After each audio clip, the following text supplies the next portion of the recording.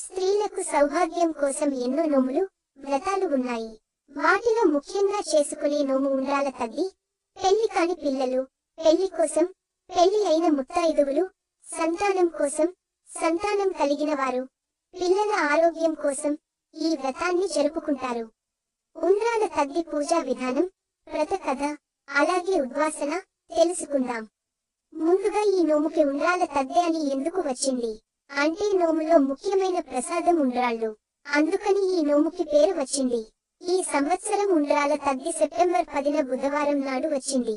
తది సాయంత్రం 6:30 వరకు ఉందని పండితులు తెలుపుతున్నారు.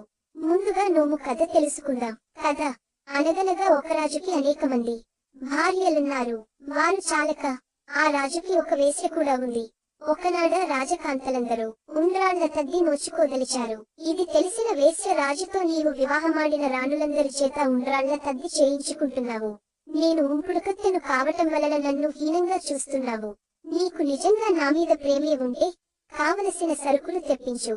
రేపు నేను కూడా ఉండ్రాళ్ల తద్ది చేసుకుంటాను అని పెదవి విరిచింది.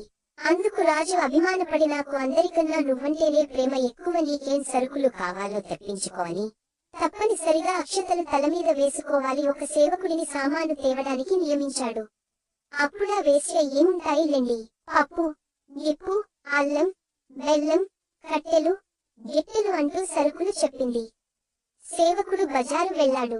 వెళ్ళినవాడు ఎంతసేపటికి రాకపోవడంతో వేశ్య ఇంట్లోనే ఉన్న బియ్యం పిండితోటి ఉండ్రాలు చేసి గౌరీదేవికి నివేదించి 5 ఉండ్రాళ్లు ముత్తైదువులకు వాయనము ఇచ్చింది.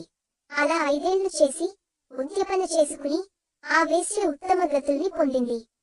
పూజా విధానం: తెల్లవారుజామున లేచి స్నానం చేసి ఉపవాసం సాయంత్రం వరకు ఉండి ఉండ్రాళ్లు వండి గౌరీదేవికి నివేదన చేసి 5 ఉండ్రాళ్లు దక్షిణ తంబులాలతో వాయనం ఇవ్వాలి. ఇలా 5 ఏళ్లు చేయాలి.